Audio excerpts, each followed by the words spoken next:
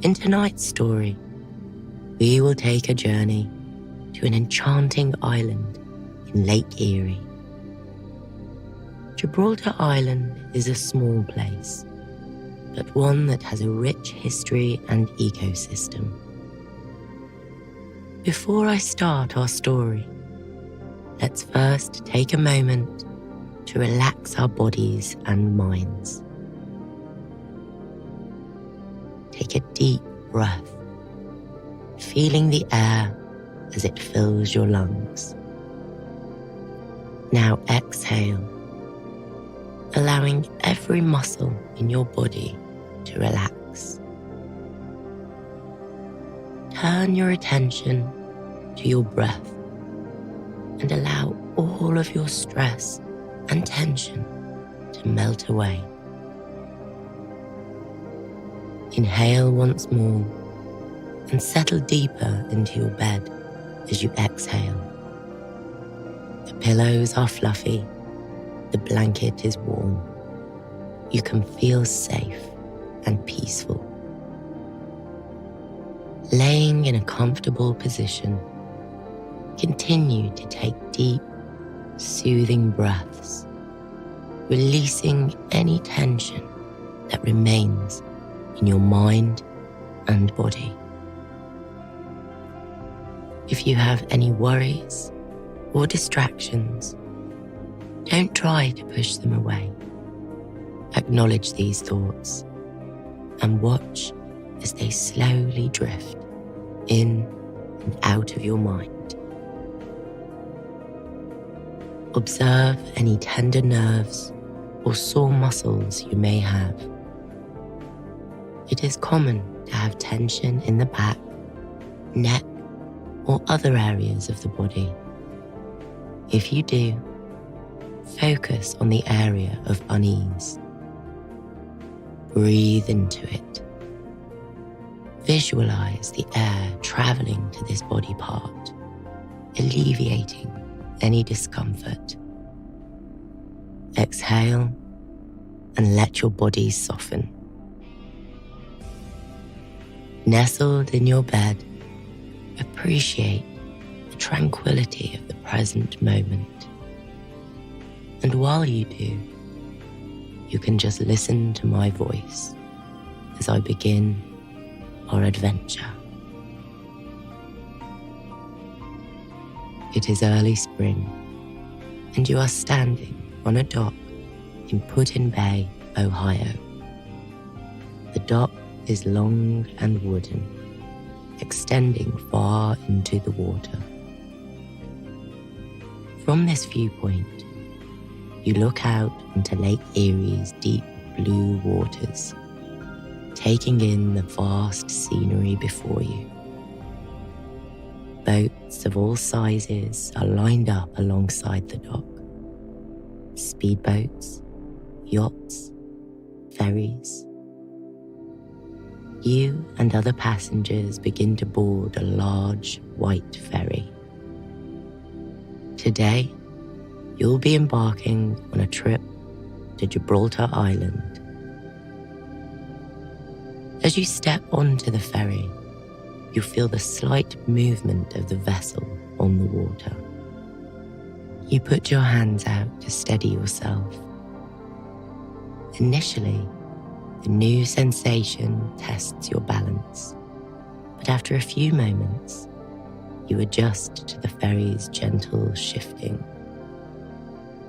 Standing on the deck, a mellow breeze comes across the surface of the lake. It is pleasantly cool against your skin. Onlookers wave from the shore, enjoying the modest spectacle as the ferry pulls away from the dock. The other passengers on the deck chat calmly, their voices obscured by the sound of the lake's soft waves. You hold on to the silver railing while you gaze at the water. The engine hums, and you can feel its subtle vibrations travel up your arms. The ferry moves across the lake at a leisurely pace, Birds ride the wind behind the boat, coasting on the gales. Above, a few white fluffy clouds dot the sky as the mid-morning sun shines over the lake. Its light reflects off the surface of the water with a captivating sparkle. You watch as Gibraltar Island slowly comes into view. It is smaller than you expected. You estimate that you could easily walk from one end to the other in less than 15 minutes. The island is covered almost entirely by trees. Several buildings protrude above the forestry here and there. A juxtaposition of nature and man-made architecture. You reach into your pocket and take out a folded piece of paper. It's a map of Gibraltar Island, pinpointing the notable landmarks and pathways. You immediately recognize Cook Castle, a large grey and black stone building. It has an impressive, tall tower, much like a castle out of a fairy tale. You also see Stone Lab, a plain rectangular structure with lots of windows that face toward the water. At Stone Lab, marine biologists study the wide variety of plants and animals that live on Gibraltar Island and in the lake that surrounds it. The ferry reaches a shallow part of the lake and begins to slow down. You glance into the crystal clear water. A school of yellow perch swims by. These fish have faint green stripes and look quite translucent in the water. As the boat approaches the island, the captain turns the engine off and slowly guides it into the dock. Two people hop down to assist in this final maneuver. With their arms out, they catch the thick ropes that are tossed to them by some members of the boat crew. There are two metal handles sticking out of the dock. The crew members wrap the rope around these handles. They do this over and over, passing the rope from one hand to the other as they go. Once the rope is tightly knotted, the ferry drifts toward the dock. It gently bumps against the dock's padded edges, signaling your arrival. You feel a mild flutter of excitement for what you might discover in the coming hours. The passengers form a line and begin to disembark the boat. You join the line, letting the organic flow of people move you forward. You step onto the white dock, which leads to a small sandy beach. You walk down the dock until you reach the land. Tall shoots of grass line the rocky shore, swaying gently in the wind. Compared to the boat, the ground feels solid and still beneath your feet. Just like when you first got on the ferry, it takes a few moments to get used to being back on land. A tour guide greets you with a friendly handshake. Her name is Shelby, and she works here as a marine biologist. She offers you a tour of the island. Shelby leads you down a shaded dirt path. The dense trees block sunlight from reaching the path. Only a few shafts of light make it through the leaves. The first thing Shelby points out is a beautiful flowering plant called purple loosestrife. It grows in clusters towards the entrance of the forest. She explains that it's an invasive species of plant. You never would have guessed that, considering how delicate and pretty it is. Violet petals bloom all over the plant's long stem. As you continue deeper into the forest, Shelby tells you a little bit about the history of Lake Erie. It is named for the Erie people who once lived here. The Erie, a Native American tribe, made their home in northern Ohio and on the islands scattered across the lake. Suddenly, Shelby is interrupted by a noise coming from above you. When you look up into the trees, a trio of birds are perched on a high branch. The exotic-looking birds have blue feathers and bright orange beaks. They chirp at one another, as if in conversation. Shelby smiles and begins to whistle. The birds fall silent. Then, after a moment, they whistle back, repeating the same sound as Shelby. Your eyes widen in wonderment. The birds spread their wings, revealing the full length of their sleek feathers, before taking off into the air, fluttering gracefully. Their wings rustle against leaves, and the birds continue to whistle as they fly upward. They recede into the distance until you can no longer hear their song. Impressed by your tour guide's apparent ability to communicate with the animals, you follow with excitement as she continues on the path. A few moments later, you and Shelby pass a small white house where the island's faculty live.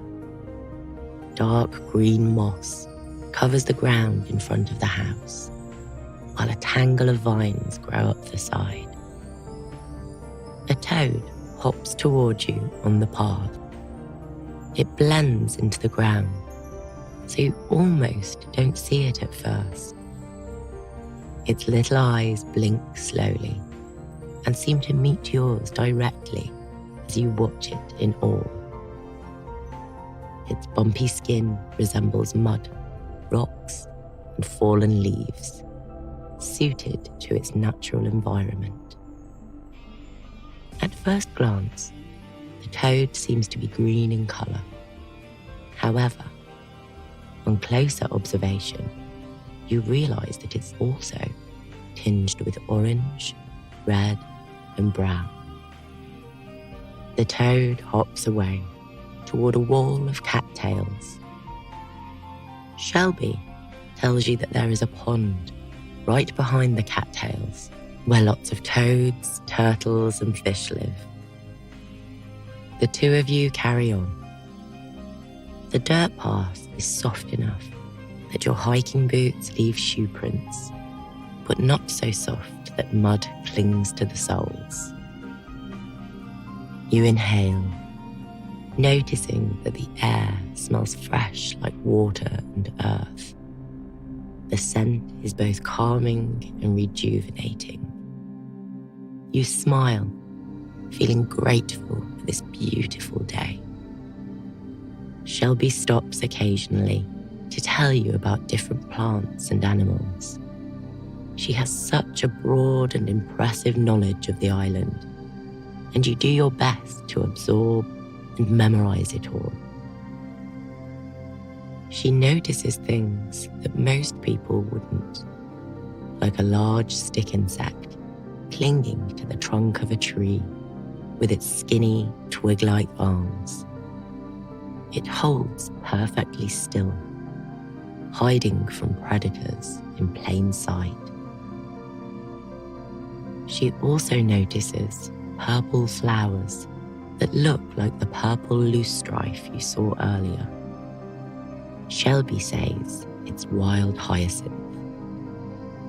She plucks a few petals from one and hands them to you. You hold them in your palm and breathe in their scent. The wild hyacinth is fragrant. It has a sweet floral aroma with undertones of allspice. Shelby tells you that hyacinths are named after a hero from Greek mythology, Hyacinthus. After his death, the god Apollo created a wild hyacinth in his honor. After a short while, you and Shelby reach the end of the island. The forest clears and you step into the warm sunlight. Off in the distance, you see 2 hot air balloons floating high above the lake. They move smoothly through the air. You wonder if the passengers can see you standing on the shore, probably no larger than a speck in their gaze.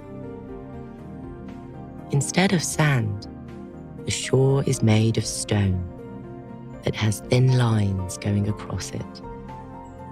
Shelby explains that these grooves were caused by a glacier thousands of years ago. The Laurentide ice sheet, a colossal glacier, slid over the land during the Ice Age. It carved out Lake Erie and the rest of the Great Lakes. As the ice sheet travelled across the continent, it pulled rocks and other debris along with it.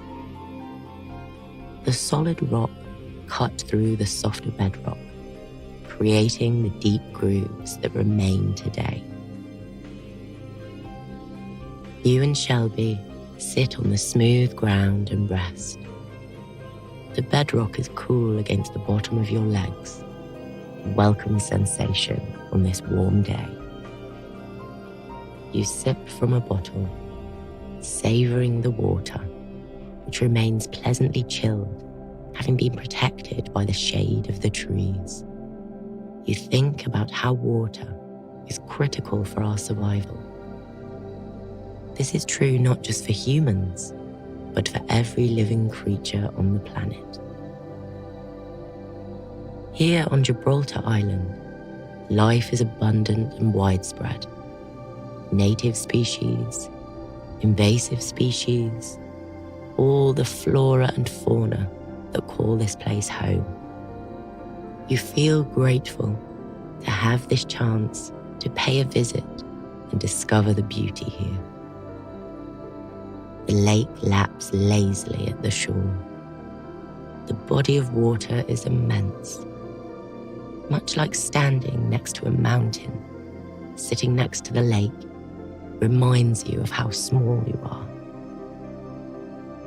It doesn't make you feel insignificant or unimportant. Rather, it makes you realize that you are an integral part of nature too, and that the world you inhabit is majestic and wondrous. Time passes languidly here. You haven't checked a clock since morning, but you can estimate the time of day based on the sun's position in the sky. It has shifted from being directly overhead. It's late afternoon. There are still several hours of daylight left. You watch a bird glide across the surface of the lake. It plunges its head into the shallow water, searching for fish. The bird is black and white with a yellowish beak. Shelby tells you that it's a merganser, a type of duck that dives beneath the water to hunt for food. Out of curiosity, you ask Shelby why she decided to become a marine biologist. She says that her grandfather was a bird watcher.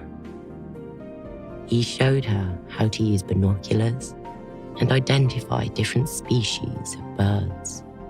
Most importantly, he taught her how to appreciate the beauty of these unique creatures which inspired her career path. In admiration, you smile with appreciation that there are people like Shelby researching and protecting our natural world. As the duck sticks its head underwater again, you and Shelby stand up. You stretch your hands into the air, feeling well rested. The two of you begin to walk back to the other side of the island. The forest is quiet, save the occasional bird chirp. Shelby gives you some further insight, this time pointing out all the different types of trees that share the land here. There are sugar maples with their smooth bark and wide leaves, blue ashes which have rough trunks and thin, long leaves.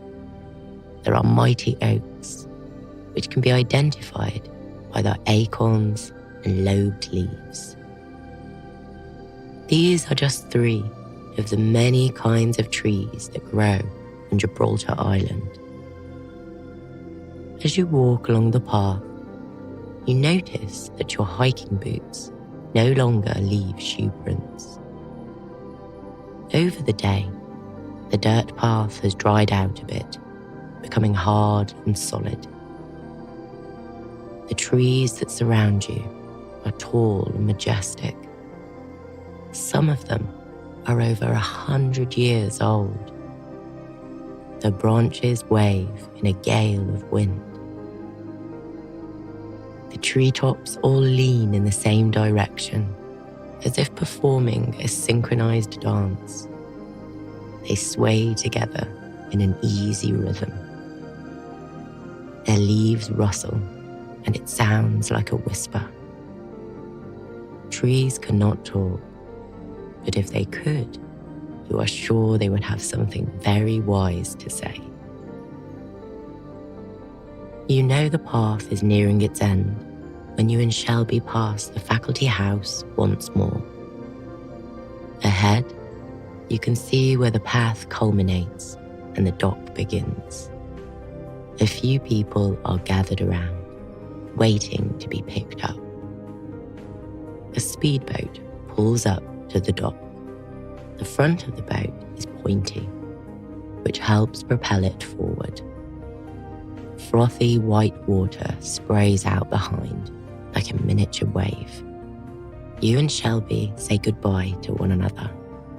You thank her for giving you a wonderful tour of the island, and she wishes you happiness and good health. She walks back up the dock and heads towards Stone Lab. The speedboat is much smaller than the ferry that you took to get here. Only a small group of people can fit on board. You climb aboard and find a seat. Beneath the seats, there are life jackets and preservers. You put a life jacket on, snapping the black clasps together. It is thick and puffy, giving you a bit of warmth and cushioning as you lean back in your seat. The boat ride is rhythmic. You can feel the minor shifts of the speedboat as it rises and dips over the waves. It rocks back and forth. The movement lulls you into a state of serenity. Put-in Bay comes into sight. You see groups of people meandering up and down the dock, enjoying a leisurely day. Beyond the dock, there are masses of trees. And beyond the trees, there is a tall white tower. It is Perry's Victory and International Peace Memorial, your next destination. The speedboat parks next to the dock, and you disembark. You walk past the crowds, past the noise, until you reach a long, narrow sidewalk.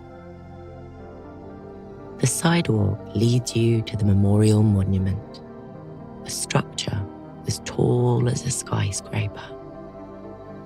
While it is officially a tower, it looks more like a giant Doric column, a steep cylinder of stone with vertical lines carved into it. You purchase a ticket and wander toward the memorial. A plaque on the outer wall of the tower has a few paragraphs about Commodore Perry, the naval commander who won the Battle of Lake Erie in 1813, over 200 years ago. Not long after the Battle of Lake Erie, J. Cook bought Gibraltar Island. He built his castle and a few other homes. After he died, the land was left to Ohio State University. University officials set up the Marine Biology Research Facility, Stone Lab. This lake and these islands have seen so much history, from historic battles to groundbreaking scientific discoveries. You imagine all the people who dwelled here before you and the sacrifices they made to protect their land. The Erie people, the soldiers, the scholars, you can feel their collective energy around you and see them living out their lives. You start to climb the tower. Inside, the stairs wind around and around. Your boots tap out a beat against the chunky stone steps.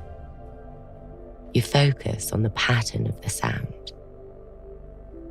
The gentle drumming noise carries you onwards and upwards. Finally, you reach the top of the tower.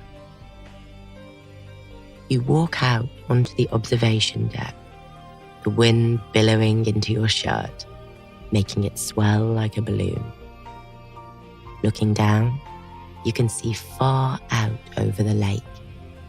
The sinking sun is directly across from you, slowly descending to its resting place.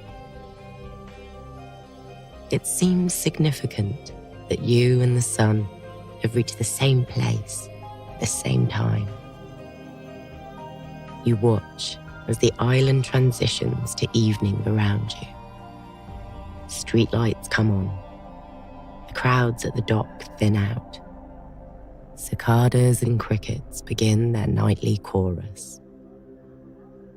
The sun falls further. Now, only the top of it is peeking out over the water. The descending rays illuminate the lake in a deep orange hue for a final moment of brightness.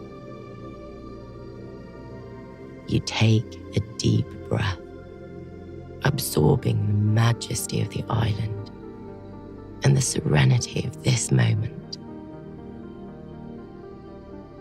The sun drops below the horizon and nighttime draws in. This signals a tranquil end to a precious, memorable day.